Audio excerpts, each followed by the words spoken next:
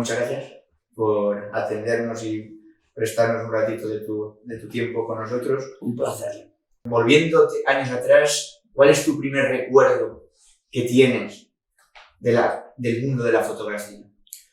Pues es un recuerdo, bueno, ya a mi edad todos los recuerdos empiezan a ser un poco lejanos, pero ese es especialmente lejano, porque yo empecé a fotografiar siendo casi ni adolescente, un crío, creo que con 13 años, me regalaron un curso de aquellos por correspondencia que había en la época, y lo que nos fascinaba a los chavales de esa época era el mundo del laboratorio.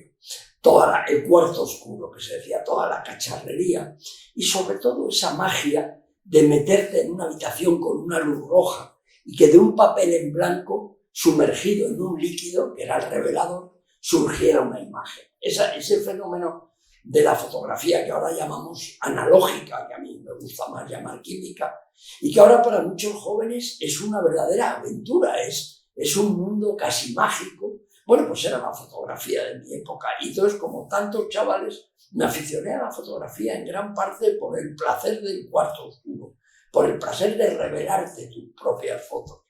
Y bueno, luego ya seguí estudiando. En casa no había muchos recursos económicos. Si yo quería hacer una carrera universitaria, tenía que trabajar, y como ya tenía ahí la fotografía, me pilló la época, el final del franquismo. Yo entré a la universidad un año antes de morir Franco, o sea que eso nos sitúa bien. Entonces, bueno, de alguna manera, con la fotografía podía ganar un dinerín, porque por otro lado, yo tuve una vocación muy clara en cuanto a lo que quería estudiar, también desde joven, que era hacer filosofía. Entonces, durante unos años tuve ahí el alma un poco dividida entre la filosofía y la fotografía, hasta que al final me di cuenta que se podía unir, es decir, que al final es lo mismo, son distintos lenguajes para intentar entender el mundo y para hablar del mundo. Y bueno, ya manejaba técnicamente la fotografía, y lo que me faltaba era entender la fotografía como algo importante, como un lenguaje. Vivimos en el mundo de la imagen continua, instantánea. ¿Qué ha cambiado la fotografía, o de alguna forma sigue siendo lo mismo de aquello con la que comenzaste? Pues fíjate, es muy curioso. Si miráramos lo que se ve, lo aparente, diríamos que ha cambiado muchísimo. Pero si vamos a lo fundamental, no ha cambiado tanto. La esencia sigue siendo la misma.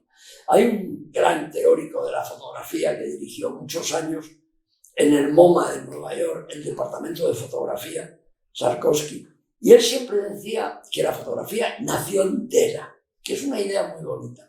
¿Por qué? Porque ¿cuál es la base? Que es como yo empiezo ahora en la universidad, cuando le cuento a las chavalas y a los chavales, les empiezo a hablar en serio de fotografía. ¿Cuál es la base? La utilización de la cámara oscura. Estos móviles que tenemos ahora delante tienen miniaturizada una cámara oscura, si no, no podrían captar imagen. Por un lado tiene que haber una cámara oscura, un cajón, eso que llamamos la cámara oscura, y por otro lado tiene que haber una superficie sensible a la luz. Hasta hace años, bueno, y sigue habiéndola, eran películas o papeles impregnados de sales de plata, porque las sales de plata son sensibles a la luz, y eso es lo que llamamos fotografía analógica, y ahora es un sensor, y eso conforma la fotografía, ¿no? La etimología no puede ser más clara, escribir con luz. Entonces, bueno, en ese sentido fundamental no ha cambiado tanto. Y luego los recursos del fotógrafo pues siguen siendo los mismos. La luz, saber trabajar con la luz, saber ver la luz. Una cosa es que todos vemos, evidentemente tenemos vista, pero la luz hay que verla de una manera fotográfica. El encuadre, es decir, qué fragmento del mundo cogemos. Entonces, cuenta que los fotógrafos trabajamos al revés que otros autores. Un escritor, un pintor, parte de un papel en blanco o de un lienzo en blanco y va añadiendo cosas. Nosotros partimos de todo lleno, el mundo está todo lleno, y tenemos que decidir qué quitamos, es decir, con qué nos quedamos de todo lo que tenemos delante. Esos dos elementos fundamentales, la luz y el encuadre, luego con muchos aspectos más concretos, la profundidad de campo, etc. Pero esos son los elementos fundamentales de nuestro lenguaje. Esa es nuestra gramática, la gramática del fotógrafo, y a partir de ahí trabajamos. Y eso lo hicieron los fotógrafos de mediados del siglo XIX, Todos los del siglo XX y los que seguimos activos y los jóvenes que empiezan en el siglo XXI se van a enfrentar a ese mismo lenguaje. Jugando con todos estos factores que modifican o alteran esa foto que se busca, ¿se puede plasmar la realidad en un instante? Claro, lo que se plasma, la fotografía siempre está ligada a la realidad. Por más abstracta que sea, nosotros la cámara la hemos dirigido a algo del mundo, a un fragmento, a una vista panorámica, a lo que sea. La fotografía siempre plasma algo de la realidad, pero eso es la realidad, no. La única realidad de la fotografía es la propia fotografía. Es decir, la fotografía es una interpretación de la realidad. ¿Quién es el responsable de esa interpretación? La fotógrafa o el fotógrafo. ¿Quién utilice la cámara? Según a dónde apuntes la cámara, según con qué luz trabajes, según qué formato utilices, según qué objetivo, todo eso hace que tú y yo en el mismo sitio hagamos dos fotografías completamente distintas. La tuya tendrá algo de ti y la mía tendrá algo de mí. ¿Cuánto tendrá de mí? Depende. Hay autores o autoras que tienen una manera de trabajar donde su personalidad está muy presente. Y hay otros que se les nota menos, que son más discretos, pero siempre están ahí. El autor siempre está ahí. Unas veces de manera más evidente y otras menos, pero no hay miradas objetivas, eso es una bobada, nadie es objetivo.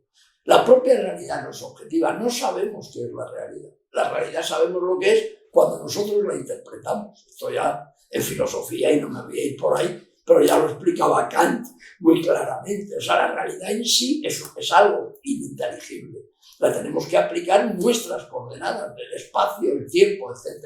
Bueno, la hacemos nuestra y cada uno la interpretamos de una manera. La cámara es un instrumento que nos permite mostrar nuestra visión de la realidad, que no tiene por qué parecerse a la de otros. Una de las realidades de las que habéis intentado acercarte y plasmar es la de la situación de nuestros pueblos pequeños, de ciertas comarcas que se van quedando solas y vacías de gente, ¿no? ¿Qué es lo que te hizo o en qué momento o por qué razón tú quisiste plasmar y poner tu granito de personalidad en estos espacios? Pues fíjate, es muy curioso, va también muy ligada a mi trayectoria, vamos, a mis años, que no son pocos, porque a mí siempre me interesó el mundo rural. Yo creo que porque yo, en el fondo, como casi todas las familias españolas o muchas, vengo de un mundo rural en mis antepasados. Lo que pasa es que mis padres llegaron muy pronto a Madrid. De hecho, mi padre ya nació en Madrid y mi madre llegó de niña. Es una emigración Pero mis abuelos son de origen rural, sin ninguna duda. Y la del 80% de las familias españolas. Entonces, por un lado, como siempre me interesa mucho trabajar con la idea de la memoria y del origen, por un lado está eso. Y por otro lado, porque me fascina trabajar en lugares tranquilos, donde no hay mucha gente. Me fascina la soledad. Yo soy una persona, creo, nunca sabemos, pero creo que soy bastante sociable. Pero yo creo que lo soy porque me reservo mucho tiempo de soledad. O sea, yo creo que 2/3 partes de mi tiempo las paso en soledad, que es lo que me ha regalado. La fotografía para mí es un oficio de soledad. Hay un gran fotógrafo francés que dice que un fotógrafo que no ame la soledad nunca podrá ser fotógrafo, de verdad. Entonces yo esa soledad, ese mundo muy rico, muy pegado a los materiales más puros, ¿no? Al hierro, a la madera, a la tierra sobre todo, las atmósferas. Todo eso en el mundo que llamamos rural adquiere una dimensión tremenda. Y además esa sensación, de repente cuando trabajo por La Mancha o por Castilla, esa sensación de decir, a lo mejor soy ahora mismo la única persona en 20 kilómetros a la redonda. Para mí eso es muy motivador. Y por eso luego cuando estoy con gente soy muy charlatán y muy sociable, pero es fruto de que para mí es algo complementario. Entonces, todo eso me llevó al mundo rural. Lo que pasa es que cuando yo tenía 20 años, que es cuando empecé a fotografiar, de hecho en uno de mis últimos libros dedicado a este tema, además, en Alma Tierra, está publicada una de mis fotos más antiguas publicadas, que es del año 79, creo. Todavía no había nacido mi hijo y tiene 46 años. Quiero decir que yo estaba fotografiando el mundo rural, pero no era consciente de la problemática del mundo rural. Pero cuando tú tienes 20 años lo vives todo con una intensidad propia del presente. Vives de manera presentista. Pero claro, yo si analizo un pueblo que está muy presente luego en mi trabajo de la montaña de Palencia, del sur de los picos de Europa, al que yo viajaba con mi actual mujer hace muchos años, entonces novia, y con unas amigas que eran de ese pueblo, claro, cada vez que viajábamos allí y volvíamos a Madrid el domingo por la noche, estábamos asistiendo al drama de la despoblación. Y sus padres se quedaban solos en el pueblo llorando, porque nos íbamos. Se iban las hijas, se iban los novietes, y a la hermana pequeña además la dejábamos interna durante toda la semana de camino en el pueblo más grande de la comarca. ¿Qué era eso? En los años 80 hay dos grandes décadas dramáticas en España, hay muchas, pero dos para la despoblación, la década de los 60 y la de los 90. Perdón, y la de los 80. A principios de los 80 yo estaba viviendo ese proceso. Pero para mí era lo normal. Las chicas jóvenes estudiaban o trabajaban en Madrid y los padres estaban en el pueblo. Pero eso que nos estaba diciendo, que si una familia con 5 hijos, ninguna quedó en el pueblo, eso era la prueba evidente del drama. Yo no lo vivía, pero sin darme cuenta lo estaba fotografiando. Que eso es algo muy hermoso de la fotografía, que a veces incluso estamos haciendo cosas de las que no somos conscientes, pero están ahí, las estamos fotografiando. Decía una gran fotógrafa americana que la cámara capta lo que vemos y lo que no vemos. Entonces yo estaba siendo, gracias a la fotografía, testigo de un mundo que estaba sufriendo una transformación, por no decir un drama absoluto, ¿no? Que era el mundo, más que, a mí me gusta mucho usar el término campesino, era la desaparición de una cultura, que es la cultura campesina. ¿Has encontrado la belleza en esta soledad del paisaje, ¿no? en esos rincones, ¿no? despoblados? Pero como bien decías, también hay un drama que es el abandono de una tierra y también el abandono de una cultura, ¿no? ¿Cómo tú has percibido en estos pueblos, por ejemplo, en La Mancha, o en la comarca de la Alcarria, o en la Señoría Molina y el Alto Tajo, cómo lo has percibido ya a nivel, ya no con la cámara, sino a nivel personal, ese abandono del territorio, ese abandono de la cultura y de la memoria, ¿no? Bueno, yo soy fotógrafo, quiero decir, no pretendo ser ni antropólogo ni elaborar una tesis. Yo no tengo respuestas. La fotografía solo se hace preguntas. A veces las propias fotografías son respuestas, pero el fotógrafo no tiene respuestas, o por lo menos yo no las tengo. Yo soy fotógrafo porque estoy lleno de preguntas, como tanta gente, ¿no? Entonces, claro, cuando se habla de esto, siempre prefiero hacer esta aclaración porque yo además tengo mucho miedo a la fotografía o la literatura o el periodismo militante. Es decir, que ya vas con una idea preconcebida tú tienes que mostrar las cosas como son. Y si son denunciables, las propias imágenes van a estar a favor. Quiero decir, no tienes que manipular nada. Basta con ir a los lugares con la mente abierta y aplicar la norma para mí de oro, que es la sinceridad y el respeto profundo, ¿no? A la realidad, que bastante que nos dejan fotografiar. Entonces, en ese sentido, como te digo, no tengo una tesis, pero sí que es evidente, y lo que voy a decir es un lugar común, pero no está de más repetirlo, que es una España completamente olvidada. ¿Por qué? Lo comentábamos antes, porque numéricamente son muy poca gente. Y a la vez, desde el punto de vista económico, no hay nada menos rentable. Claro, dar servicios y dar atención a pocas personas muy diseminadas en un territorio grande, eso desde el punto de vista de la rentabilidad. Si hablamos de rentabilidad, como me decía un buen amigo, un cura rural y experto en estos temas, Teo Nieto, si hablamos de rentabilidad, apaga y vámonos. Nos vamos todos a las ciudades y los pueblos que desaparezcan y que se convierta todo en territorio en selva.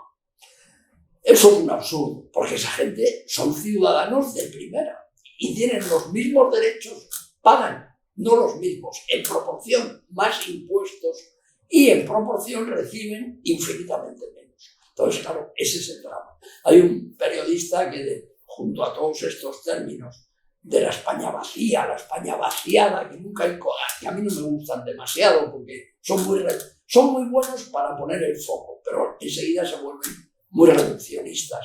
Bueno, pues a través de un buen amigo, escritor y experto en estos temas, que es el primero que me lo comentó, hay un periodista que utilizó un término que a mí me gusta mucho, que es la España desdeñada. Porque es verdad que ha sido desdeñada. Algo desdeñado es algo despreciado, es algo que solo se ocupan de ella en determinados momentos, cuando hay determinados intereses, normalmente electorales. Y tampoco mucho, porque es que hay muy pocos votos. Entonces, al final, bueno, pues es una España que sobrevive gracias a ese origen de la cultura campesina. Gracias a que es gente que históricamente han tenido que sobrevivir solos. O sea, si algo tiene de verdaderamente valioso para mí la cultura campesina es la capacidad de ser autónomos. La gente que pertenece a esa cultura es capaz de vivir de manera casi autónoma. Producen sus alimentos, fabricaban sus casas, confeccionaban su ropa, generaban su energía. Es decir, era gente con una capacidad. Por eso, el mundo campesino nunca ha sido entendido por los políticos, pero ni de izquierda ni de derechas. Y si analizamos a lo largo de la historia, tanto las derechas como las izquierdas, cuando han tenido ocasión, han masacrado campesinos. ¿Por qué? Porque la gente que es independiente, que es autónoma, es incómoda. ¿En qué dirección va ahora la sociedad? En hacernos a todos muy interdependientes. Porque en la medida que eres más independiente, tienes menos posibilidades de ser distinto, de sacar la cabeza. Pero claro, a la gente de un pueblo perdido que ha sobrevivido no sé cuántos siglos en la montaña de León, por poner un ejemplo, o de Asturias, o en una zona perdida del campo de Montiel en La Mancha, me da igual, no le da miedo nada. No, de hecho, hablas con ellos y normalmente tienen una visión más reposada que la que tenemos la gente de la ciudad que nos preocupamos. O sea, nosotros somos como una especie de beatos laicos allí a decirles lo mal que están y lo que tienen que hacer. Y yo estoy seguro que muchas veces se tienen que tirar de risa. Decir, pero si nosotros ya sabemos cómo está. Entiéndeme bien, ¿no? Pero al final ese es el gran drama. Es el drama del olvido, del desprecio. Situándonos en un viaje que haces, por ejemplo, a una comarca como la de Señorío de Molina y Alto Tajo, ¿qué buscas? ¿O qué te llama la atención? ¿Qué sensación, qué elemento? Cuando planteamos este proyecto mío, de este libro y la exposición de Alma Tierra, claro, había que elegir una serie de comarcas representativas.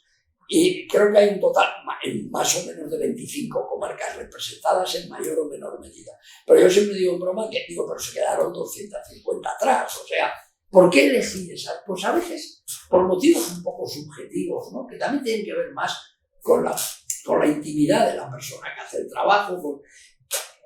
En cada sitio iba por algo. Eran sitios que desde luego cumplían todos los requisitos. La tierra de Molina o el señorío de Molina, la que más tiene el índice de población por kilómetro cuadrado más bajo de España. Creo que estaba en 1,7 si quitamos Molina o incluso incluyéndola. Pero es una comarca que a mí siempre me ha atraído mucho. Por un lado no estaba muy lejos de Madrid, por otro lado tenía todos esos elementos desde que yo era muy joven. Yo me recuerdo yendo al Alto Tajo de chaval ya. Bueno, mi mujer iba con los Boy Scouts de campamento al Alto Tajo. Es decir, es una comarca que a mí como madrileño me ha atraído en muchos sentidos. Y sobre todo, fíjate, te voy a contar una cosa que es una tontería, pero a veces funcionamos porque los sueños son así. Cuando yo me he desesperado en determinadas épocas, como nos pasa a todos con mi trabajo, porque el trabajo de la fotografía, tal como yo lo he vivido, con la intensidad que yo lo he querido vivir, a veces es maravilloso, pero a veces es muy estresante, viajes continuados. Cuando ya estaba muy saturado, me acuerdo que decía en casa, un poco en broma, pero esas bromas decía, mira, estoy harto, como esto sigue así, voy a hacer oposiciones a profesor de filosofía y voy a pedirme el Instituto de Molina de Aragón. Es una chorrada. Pero para mí Molina de Aragón era como el paraíso, lo que ahora es el pueblo de La Mancha. ¿Por qué me he ido a vivir a este pueblo, a La Mancha? Buscando lo mismo. Ese paraíso, ese lugar, ese contacto mucho más directo con la naturaleza, esa relación más natural con las personas, que además en Castilla-La Mancha es especialmente fácil por el carácter castellano-manchego, que a mucha gente le choca, le parece casi mal educado, y lo que es muy franco. Somos como Yo que me siento castellano-manchego porque Madrid era castellano-manchego. El invento de la Comunidad de Madrid es un invento probablemente necesario, ¿eh? No lo critico, pero es una decisión política. Madrid forma parte de Castilla la Nueva, absolutamente. Entonces, en ese Alcalá de Henares, donde estamos, que es donde nació Cervantes, pertenecía al Reino de Toledo. Con eso está todo dicho. Entonces, esa manera de ser un poco chulesca, un poco franca, pero que ves venir a la gente del frente, yo me siento muy cómodo ahí. Entonces, todo eso lo reunía un sitio como Molina de Aragón. Y lo reuní el pueblo donde me he ido a vivir en Toledo, ¿no? Otra cosa es que luego, cuando entras ahí, no entras solo a cantar esas maravillas, entras a conocer la realidad y te encuentras con realidades muy complejas, claro, como en todos lados. ¿Son los pueblos, son el paisaje, la luz? ¿Qué es lo que a lo mejor te ha podido venir a ti recordando Bueno, es todo eso, y que en el caso de Molina, ya te digo, me fascina, porque además son esas tierras, lo que llamamos las altas mesetas, ¿no? Que no es montaña propiamente, tampoco es la llanura baja, son esas les autres plateaux que dicen los franceses, que es un mundo muy rico para mí, incluso literariamente. Pero todo eso que tú has dicho, el paisaje, la luz, todo eso, hay un elemento fundamental que son las personas. En mi trabajo la gente es fundamental. O bien porque aparece directamente o porque está presente en su huella. Cuando me ponías antes un ejemplo, cuando yo fotografío en la alcaldía de Cuenca, por ejemplo, una parada de autobús vacía con una luz y tal determinada, a mí me interesa porque esa parada de autobús no se hizo para estar vacía. No es un monumento puesto en mitad del paisaje, eso se hizo para que la gente cogiera el autobús. Al estar vacía, estás transmitiendo algo, ¿no? Y además está vacía, la parada es nuevísima. Entonces, son esas contradicciones. Cuando ya casi no hay gente, han llenado el territorio de paradas de autobús. Cuando los pueblos estaban llenos, no había casi autobuses. Todo es un poco al revés, ¿no? Ahora de repente hacemos unas carreteras maravillosas, si ya casi nadie necesita ir por ellas. Si esas carreteras las hubiera tenido la gente joven en los años 50 o 60, a lo mejor no se había ido. Es siempre un poco lo mismo, siempre vamos un poco tarde. Entonces, para mí el elemento humano es fundamental. Son las personas las que me regalan el conocimiento del territorio, porque es un verdadero regalo. Yo conozco el territorio a través de las personas. Se trata de una fotografía poética, literaria, donde de alguna forma se realza la huella del ser humano, pero sin el ser humano de alguna forma. Está muy bien definido. Sí, de hecho, fíjate eso, hay un término americano que acuñó uno de los grandes padres de este negocio nuestro, que es Walker Evans, que él hablaba de documentalismo poético, lo documental poético, que parece un oxímoron, pero no lo es, no es una contradicción. Algo puede ser a la vez documental y poético, yo diría que debe incluso serlo. Y fíjate cómo es que ahora, con el paso de los años, una de las dos asignaturas que he puesto en marcha aquí en la Universidad de Alcalá se llama Fotografía y Poética Documental. O sea, has dado ahí absolutamente en el clavo. A mí me interesa mucho esa combinación, ¿no? Porque al final, ¿qué es lo poético? Lo poético es la interpretación más personal posible del mundo y buscando un tipo de belleza, que no hay que confundir la belleza con lo bonito o lo paradisíaco. En las ruinas, eso ya nos lo enseñaron los románticos, en las ruinas también hay belleza, en el abandono puede haber belleza, es una belleza triste, ojalá no se produjera, pero la puede haber. Es decir, es buscar ese elemento poético en el paisaje, pero sobre todo también en la gente y en lo que la gente nos dice. Porque muchas veces hay palabras, hay frases, hay comentarios, vosotros que estáis en el terreno lo sabéis bien, de las personas que viven ahí, que tienen una calidad poética, una calidad literaria, que ya quisieran para sí cualquier escritor. De hecho, decía Machado que el buen escritor es el que sabe escuchar la voz del pueblo. La literatura está en la literatura oral. No sé, por ponerse un ejemplo muy sencillo, una mujer en Teruel, en el maestrado de Teruel, Antonia, en Luco de Bordón, que es una aldea donde deben vivir ahora en invierno, ella y dos más, si es que aún vive, que creo que sí.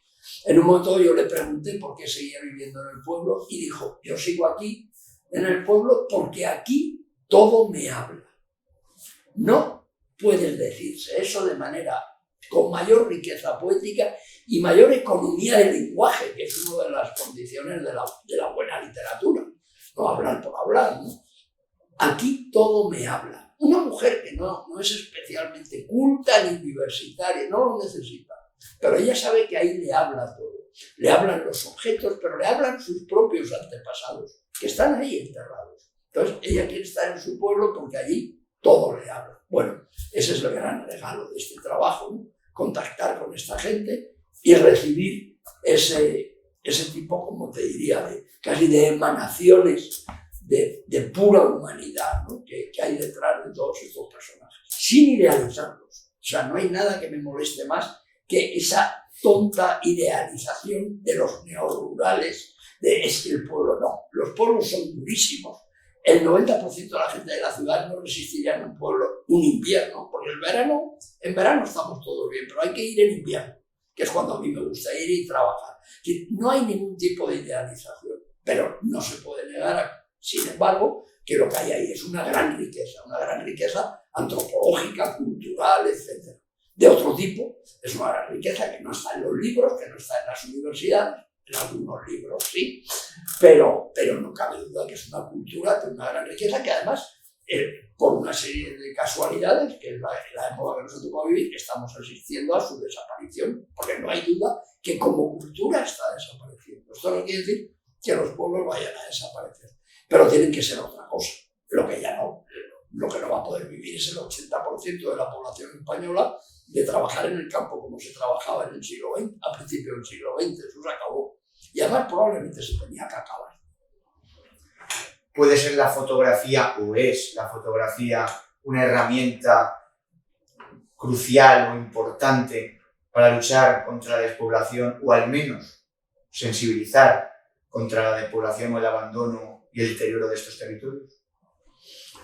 Sin duda, la fotografía, la literatura, la prensa, la televisión, el cine, por supuesto, hay películas maravillosas, ¿no?, sobre estos temas. Hemos visto hace poco Alcarrás, esa película, Asbestas, hay mucho que nos hacen preguntas.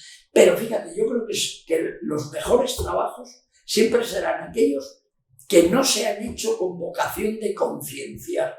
Yo le tengo mucho miedo al proselitismo, porque suele dar lugar a obras de peor calidad. Se les huelen, se les notan las entretelas. A mí me parece que cuando te pongo el ejemplo de la película de Alcarrás, porque su directora la he leído y la he oído y tal, creo que se llama Ana Simón. Ella, ¿por qué hace Alcarrás? Para denunciar. No, ella lo hace porque es su familia, porque es su vida, es el mundo en el que ella se crió. Y claro que en la película hay una denuncia. Además, me gusta mucho porque no hay tesis. Todos tienen razón. Tienen razón los que quieren conservar los cultivos y tienen razón los que quieren poner las placas solares. Tienen sus razones, porque no hay una razón universal. Cada uno tiene sus razones. Y lo bonito es no tomar partido, pero mostrarlo, y mostrarlo desde dentro. ¿Por qué? Porque es una realidad más cercana. Por eso a mí también me importa siempre fotografiar realidades lo más cercanas posibles. Incluso cuando en otras épocas he trabajado mucho en el extranjero, siempre lo he hecho buscando rasgos ligados a la cultura española.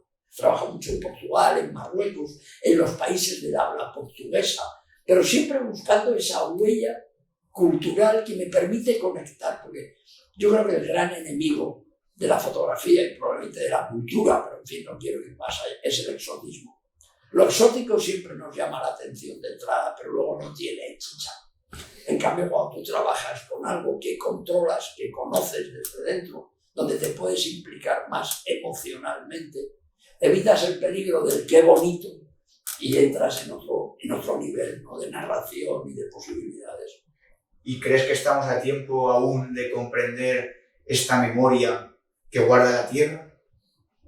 Yo creo que sí, y que además hay grandísimas obras que están en ello, y muchas de ellas son obras de escritoras, por ejemplo, o escritores o fotógrafas, gente muy joven. Yo en mi asignatura, en los trabajos finales, siempre hay unos cuantos alumnas o alumnos que quieren trabajar sobre el pueblo de sus abuelos, la casa de sus padres, en fin, sobre las fotos familiares.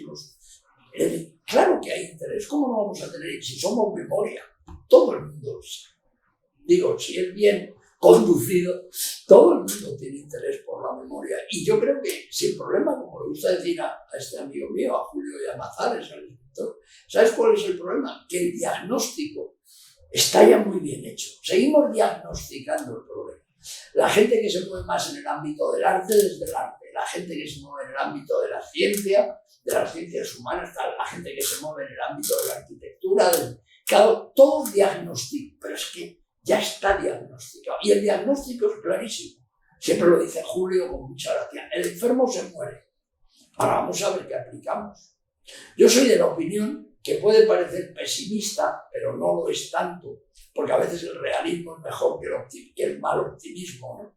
Yo soy de la opinión de que efectivamente el enfermo se muere y lo que hay que hacer ya es una política de paliativos. Los que hemos tenido algún familiar que por desgracia ha tenido una muerte larga, sabemos la importancia de los cuidados paliativos, pero bueno, con unos buenos paliativos puede durar mucho.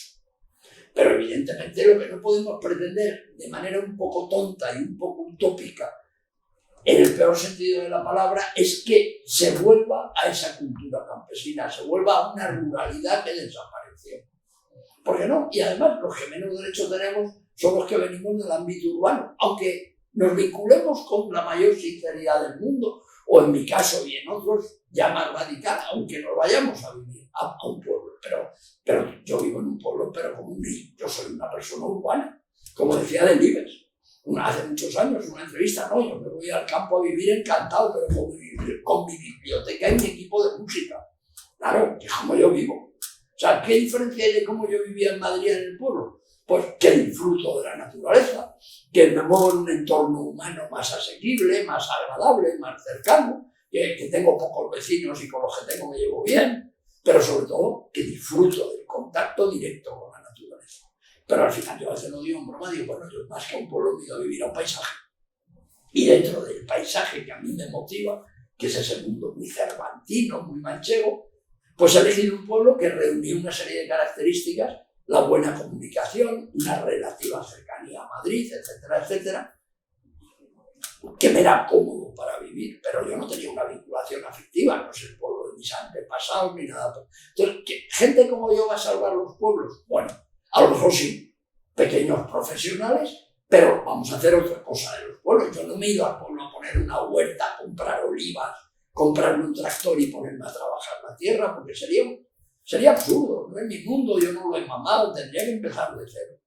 Quien quiera hacerlo me encanta. Pero también puede haber mucha gente que quiera vivir los pueblos gracias a la tecnología.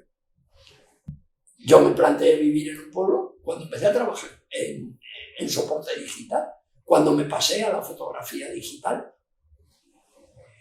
Y ya para concluir, ¿qué ha significado para ti que has tocado muchos sectores artísticos, la literatura, también a nivel personal como estudiante de filosofía, mirando hacia atrás y volviendo a aquel punto con tu primer contacto con aquella cámara, ¿no? En tu adolescencia, ¿qué ha significado la fotografía en tu vida?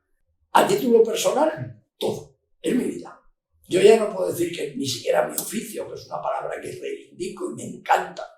No solo es mi oficio, no solo, por supuesto mi profesión, es de la que comemos no solo yo, sino 3 personas que formamos un pequeño equipo, pero es un modo de vida, es mi manera de relacionarme con el mundo y en ese sentido es maravilloso. Y además es que no ha perdido un ápice de fuerza, todo lo contrario. De hecho, ahora en estos últimos 4 años que estoy vinculado a esta universidad, a tiempo parcial para poder seguir fotografiando, por supuesto, y trabajando en lo mío. Fíjate, si algo me molesta de la universidad es el tiempo que me quita para fotografía. Lo demás son todo satisfacciones, porque estar en contacto con la gente joven es maravilloso y te refresca mucho, en todos los sentidos. Pero ese tiempo no lo estoy dedicando a la fotografía es mi vida.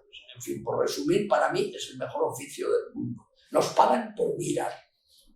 ¿Y hay una fotografía que aún queda pendiente? ¿Una que tengas ahí? Por supuesto, la buena, la mejor. Esa no la he hecho. Esa tengo que lograrlo algún día.